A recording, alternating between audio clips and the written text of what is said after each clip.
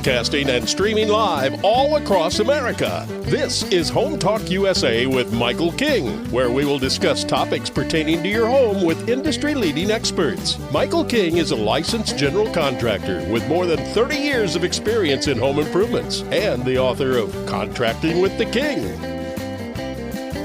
Join us this hour for our segment Invent America with your co-host, the Inventor Lady, Rita Crompton. Discover what's next in the home improvement industry and explore new products and innovations. Or if you have that next great big idea, learn what it takes to bring your invention to the world. As Michael King and Rita Crompton talk to America's inventors and innovators. Remember, the America of tomorrow is being invented today.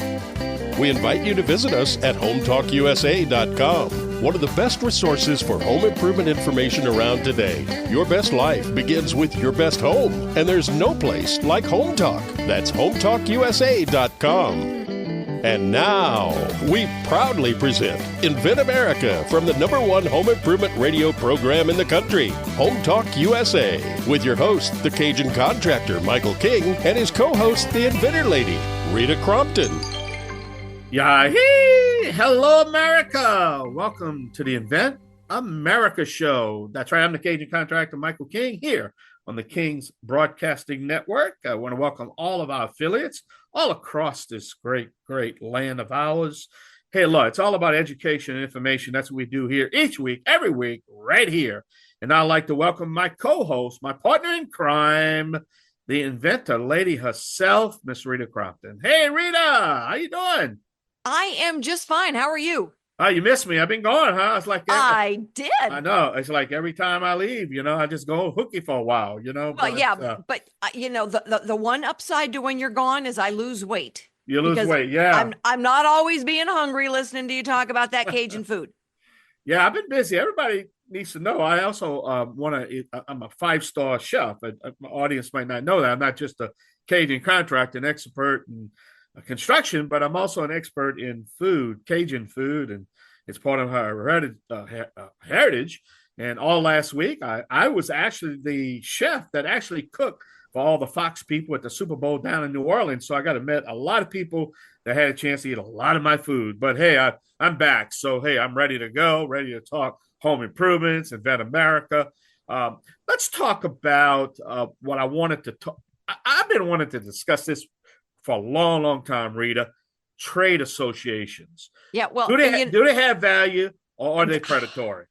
Yes, let's solve it right here. Yeah, I like that. Yes, and yeah, they have value and they're predatory. And it depends. It really depends. I mean, there's some that are an industry, and so you learn a lot, and they share with you things that are changing in, the requirements, area and everything. But some of them are just downright predatory. All they want to do is collect your dues. And it just makes me so angry. I get inventors that are getting teed up and wanting to go to ASD Market Week with us. And then I find out that they've been to some of these really ridiculous trade shows that have nothing to do with their industry. And so, there's these trade associations that put on shows and they draw in their members. Their members are paying for this and they're not getting anything out of it. And a lot of times the inventor it's a feeding frenzy and the inventor is the main course. At the end of the day, you just got to sort out the information of the legitimacy of these organizations and these associations in which are political PACs, because a lot of these associations are basically political PACs. You follow me? Yeah, absolutely. And I can mention one big one right now, but if I did that, they'll never allow me in the show again. So I'm going to reserve my comment. But everybody knows they're a political PAC. That's all they are. Yeah. But let's not get into that. That's a show for another day. But you have to understand the value of these associations anyway. Right, and I think that in your opinion, I know they got some good ones. There's ways to kind of figure it out. All right, do they have your back, or are they just sending you, monthly dues requests? Yeah. And there's a lot of times when, the members, they know, it's like, and then they just kind of get stuck in the junk. Yeah. And feel like they have to. So what I look for is first of all, don't look at that trade association. There's a lot of them for inventors. They're just taking your money. All right. Look at the industry and then talk to other people before you start giving them your cash, because inventors that are getting teed up to go into, a trade show or get their product in the marketplace, by then money is precious. Every dollar counts for something. And I get so many inventors, it's like, just really needed you to save, a little bit of money to start marketing your product. And, by then they've a lot of times wasted it with inventor trade associations. Well, to be honest with you, Rita, marketing never comes into the equation. That's the problem. Yeah. At the end of the day, they put it on a piece of paper, and then first of all, they think about it. We talked about that. Put it on a piece of paper. Now they, get that little prototype going, and then they finally get it manufactured. Which is, by that time they done spent hundreds of thousands of dollars. But it's one thing they never think about is the marketing part of it. And like I take whatever you took you to bring in the market and time it by 3. Time it by 4. So if it takes you 100,000 to bring a product to the market, you're going to need 400,000 to market. But that never comes into the equation, and that's the biggest problem. Exactly. And I've told inventors multiple times, Apple paid a lot of money to teach you that an apple is something that you play with instead of something you eat.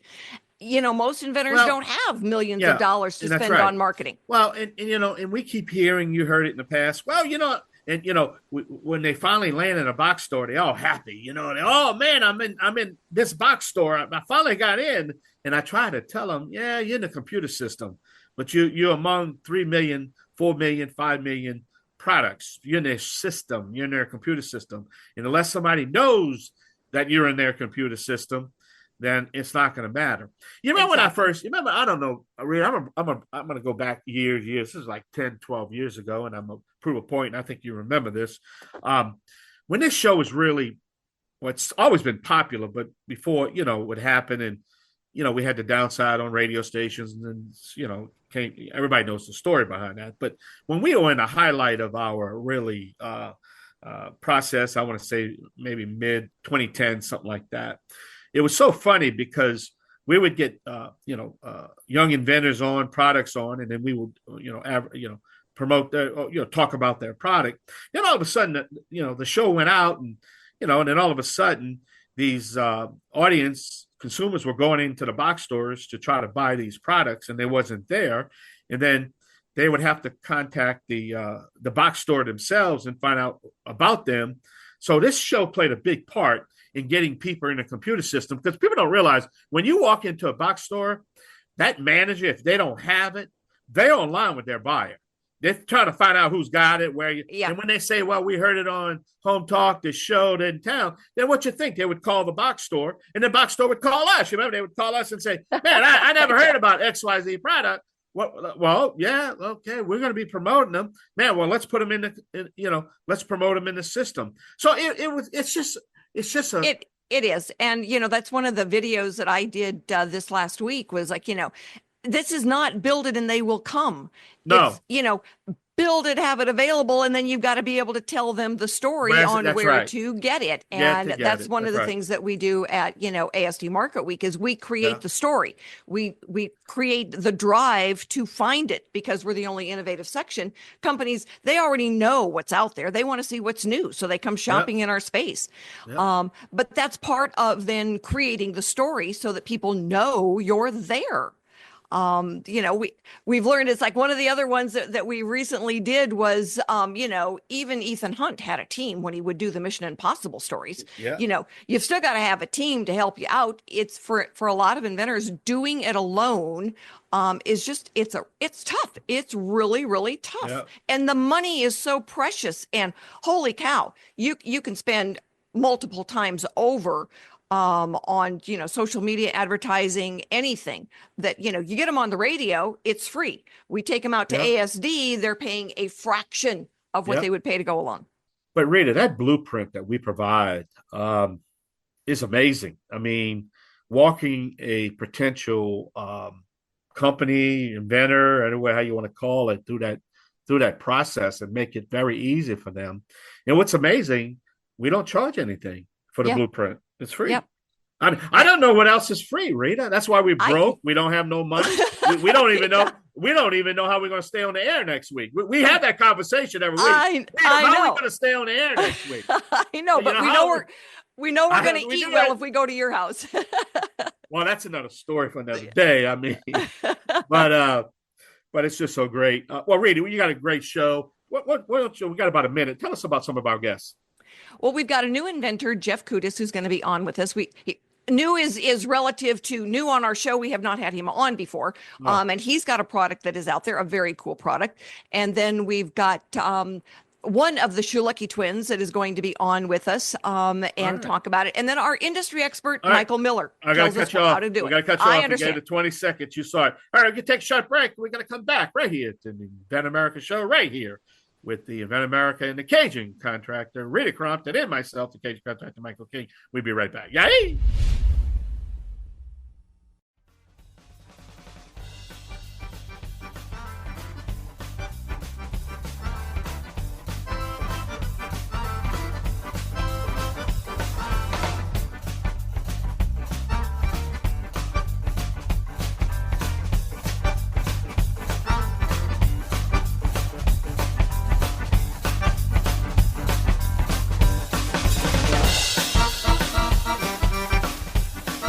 Hello, America, and thank you so much for being with us this afternoon.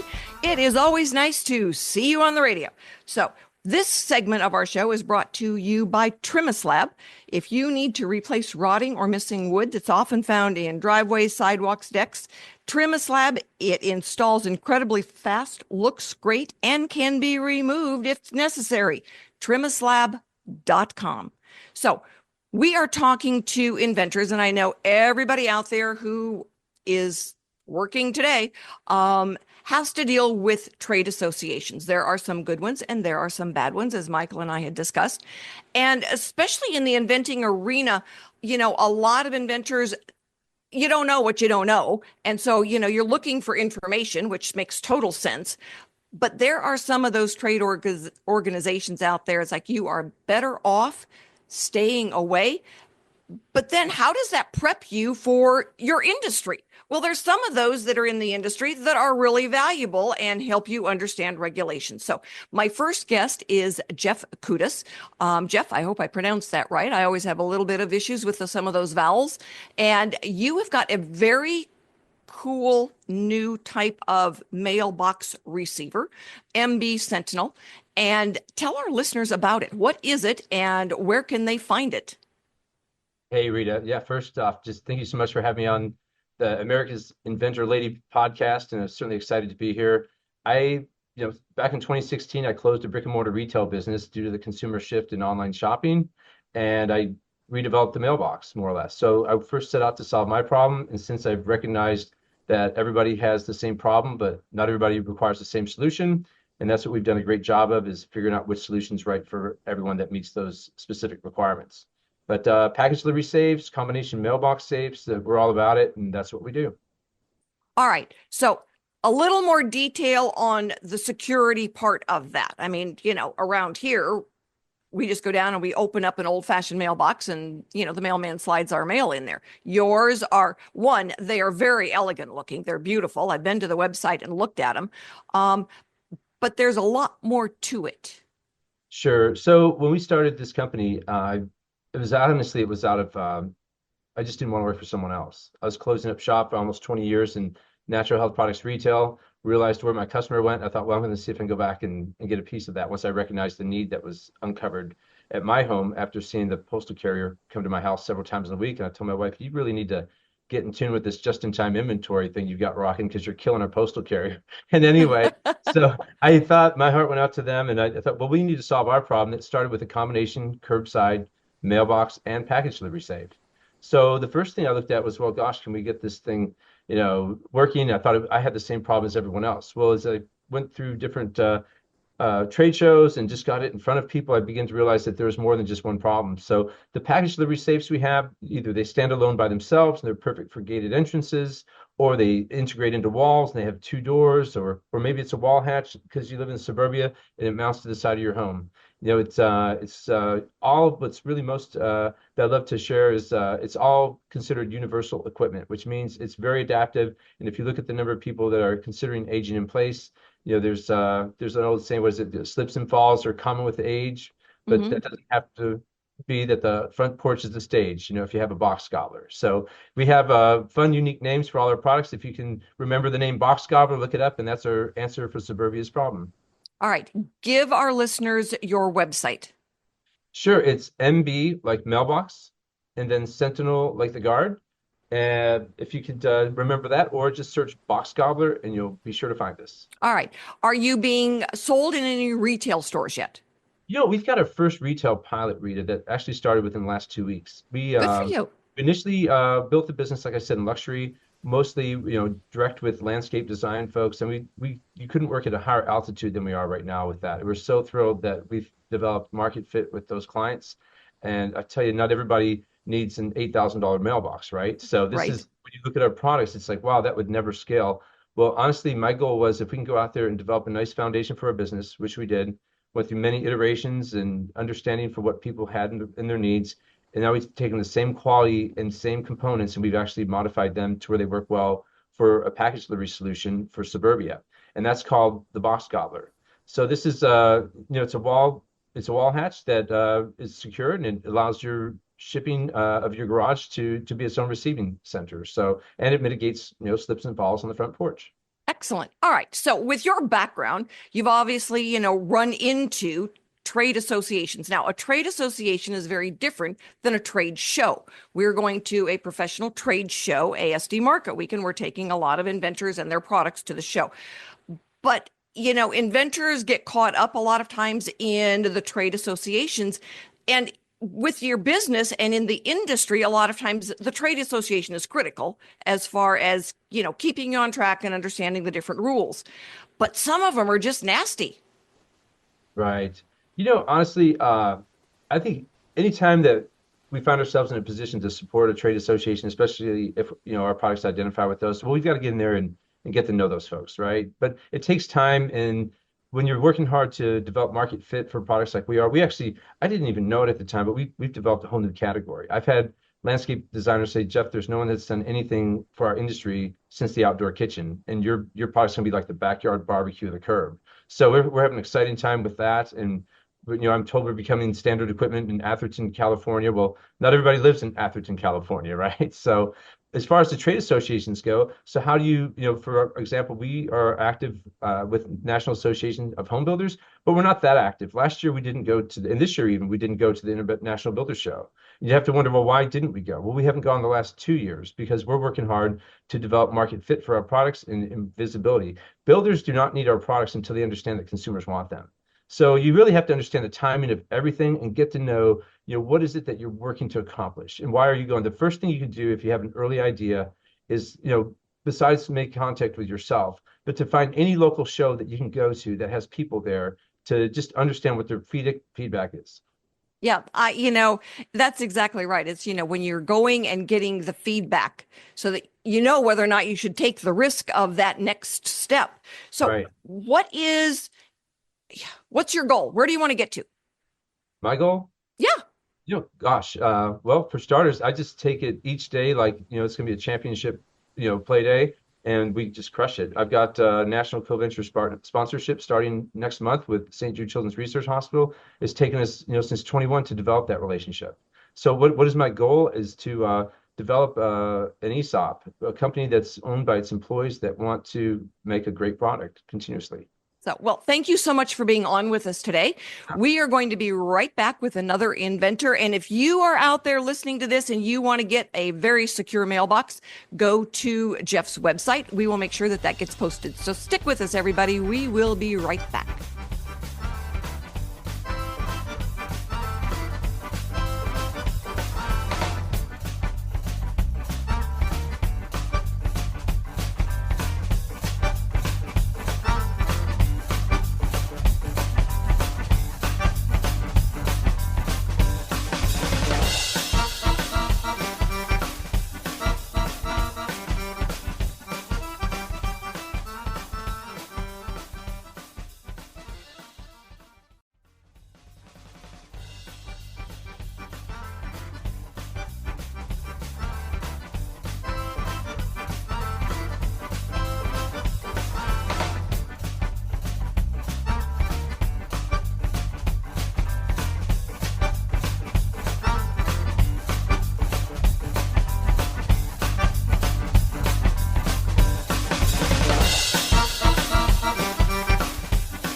Thanks, America, for being with us this afternoon. This segment is brought to you by Aztec Washer. It is a revolutionary and innovative way of roofing products since 1968. Holy cow. They have been around a while. It must mean that they are doing it right. Seal it right, seal it tight. Aztec Washer. So we are talking about the value and the conflict, really, of trade associations. And there's sometimes when you really don't have an option. If you're in the industry, you've got to belong to the association. And then there's other times where it's like, nope, that's a predator. And sometimes you might have to be, and it's still a predator. But our next guest is one of the inventors of rodent stoppers, David Schuelke. We had Jim on once before. David, tell everyone why rodent stoppers is really a cool new way of controlling rodents. And, are you talking about anything and everything or specifics? Yes, great question. So specifically for rats and mice, there's a big problem with rodents. And my twin brother and I fell into the rodent industry over 12 years ago.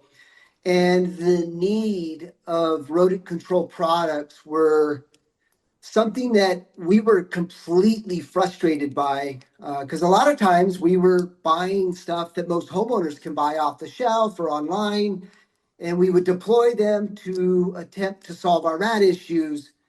And we were getting about a 40 to 60% effective rate in getting rid of rats, in preventing rats and mice from getting into homes.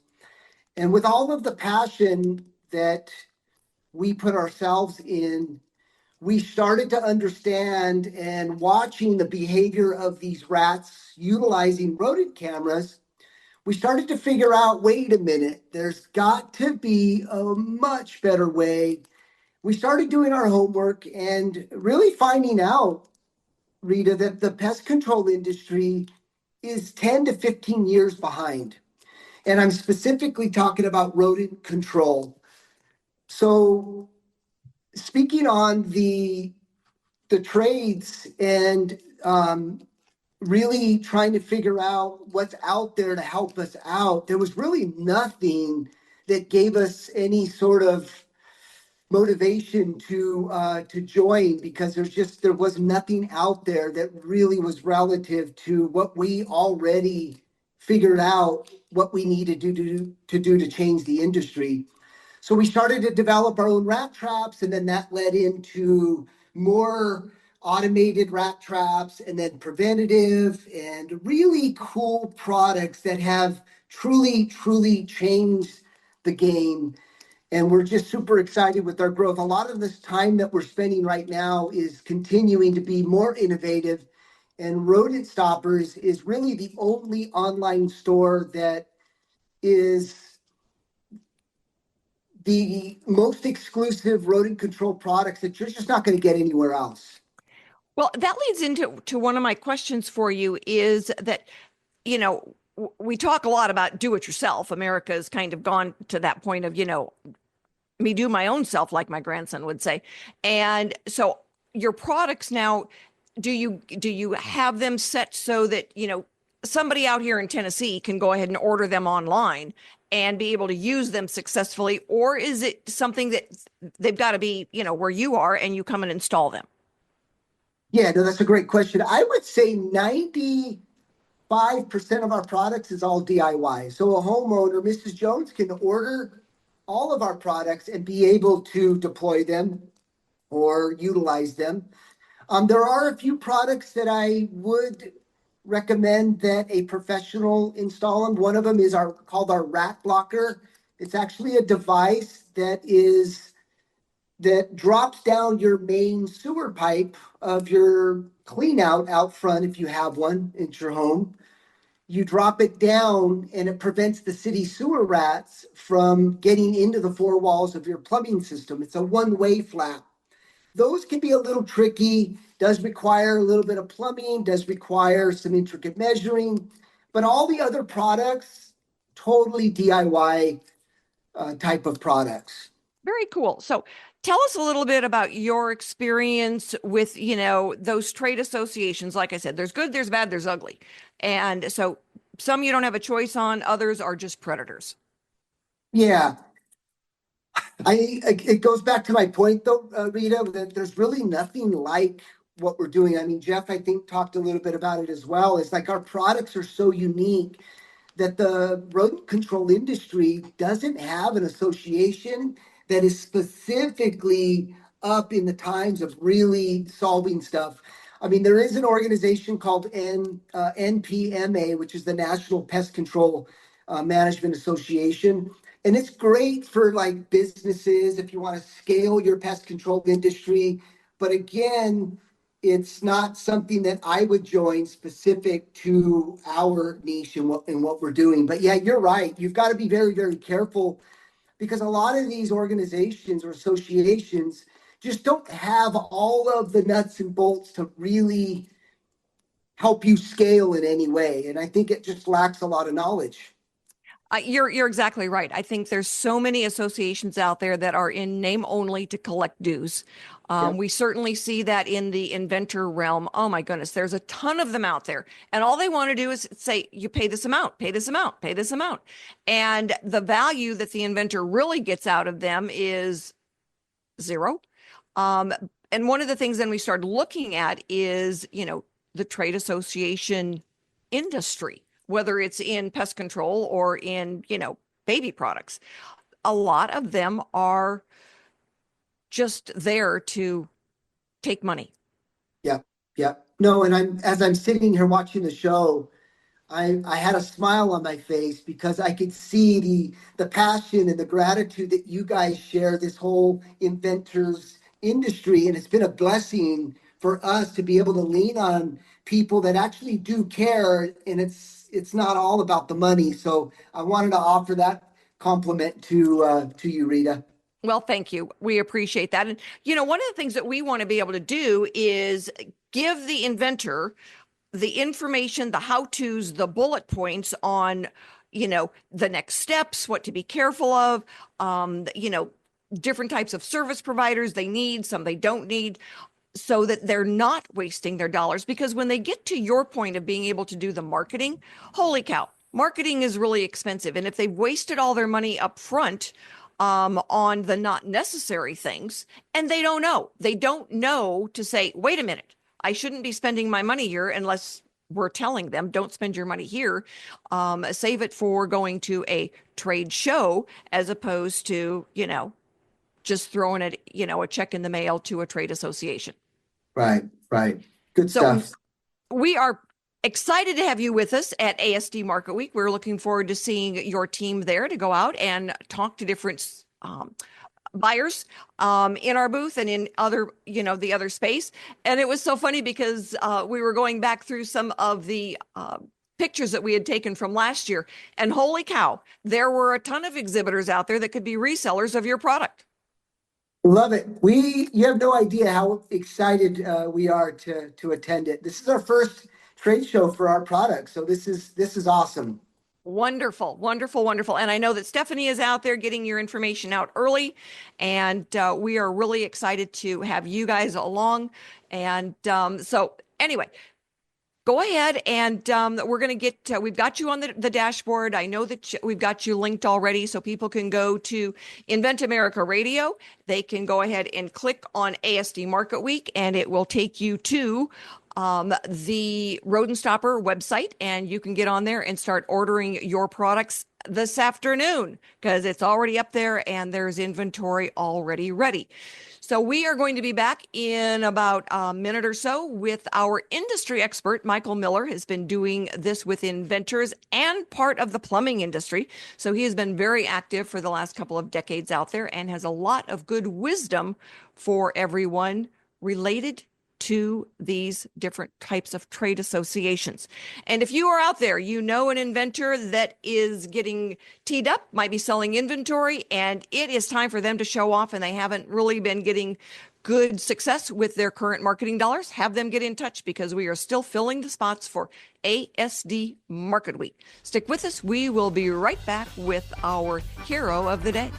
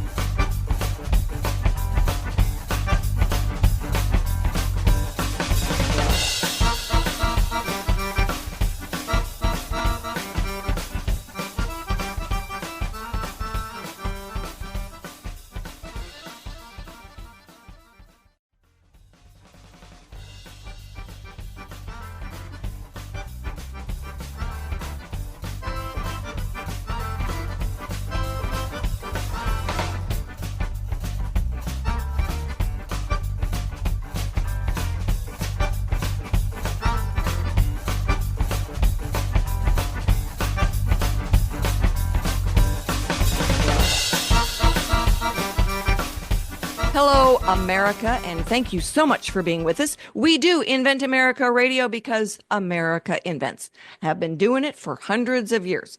This segment is brought to you by Liberty. All right, getting all my vowels mixed up there. Liberty Tabletop by Cheryl Manufacturing, America's only flatware made in the USA. So for all of your flatware, dinnerware, cookware, and glassware, think Liberty Tabletop. LibertyTabletop.com is the website. So thank you, Michael Miller, so much for being with us this afternoon. We appreciate it. Give our listeners a little bit of your background, because you've been doing this for a long time, and I am sure that you have run into those predator trade associations more than once. That is very true. Yes, I was in the semiconductor industry for a number of years. I was also in the medical industry. And of course, the plumbing industry was the last industry, plumbing and also new home construction products.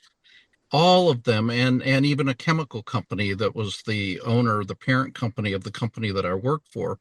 And so I worked with chemical products as well. Each and every one of those have their own trade associations. And each of the companies that I belong to trade associations as well. My advice for inventors, though, is that you're putting the cart before the horse if you're thinking about joining any of these trade associations, thinking that it might help you in furthering your product and furthering getting your product into the marketplace. Actually, for most trade associations, they're specifically not allowed to talk about their products at the trade show meetings and the business meetings that you have within these trade organizations. And that's because you can't talk from company to company. It's actually not allowed by law. So it's really not going to help you to get your product out there. And if you think that you're going to go to a trade association meeting and be able to meet with all these different companies and talk about your product, I can tell you right now, you will be denied being able to do that. If you are going to join, I would say, any organization, make sure that you fully understand what that is going to really get you and what is it going to buy you moving forward with your product. And in most cases, I would say none that I can even think of right off the top of my head would be valuable for you to join, pay dues to, all that type of thing. I mean, it would really not help you and further you in getting your product out there into the marketplace.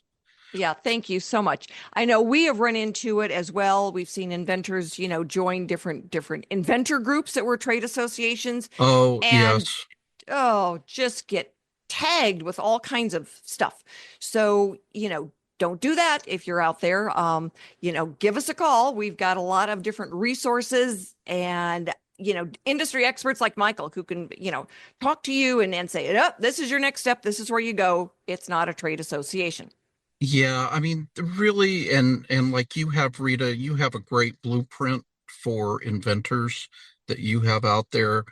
And it really is. I mean, there are very logical steps to follow that will save you money, that are logical to help you get your product out there in the marketplace, and it's very repeatable. And honestly, if you follow those types of steps, then the product will do what the product would do, right? If it's a great product, it can be great. If it wasn't so great a product, then it will fail. But at least you're doing it with a reasonable amount of spend as you go through the process. And there's a lot of paths that you can take to kind of jump off the train. What you don't want to do is be locked into paying fees and paying other people for things that they are just not going to help you with. Exactly. And that, we've run into, some of those trade associations for inventors that will then have a trade show for inventors.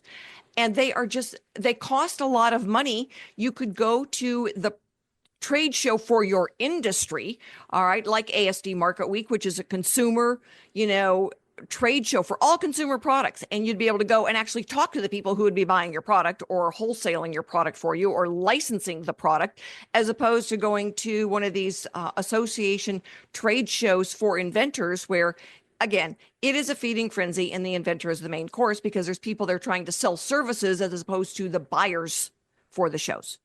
That is absolutely right. And it's really important to make those connections. Talk to the people that are already selling products like yours. Talk to people that are already manufacturing products like yours. And the amount of information that you will get for free, just the cost of going and being like in your booth at ASD, and the amount of people that come by that you can talk to and that will talk to you. And, the reality is legitimate people want to help.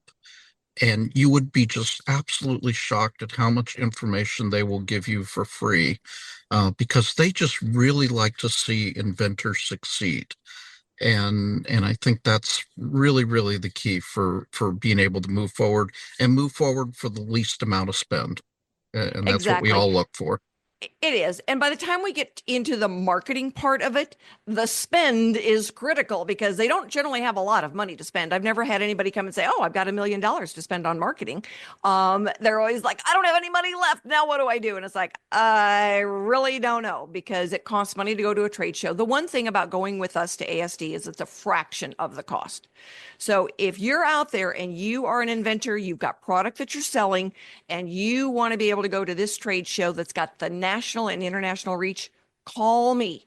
My number is out there everywhere. You can find me on Invent America Radio, but get in front of the eyeballs. That is the best way to have sales. And with that, we will be back next week. Michael Miller, thank you so much for being on with us today. And again, if you've got an idea, let me know. We are here to help. Thank you, Rita. Appreciate it.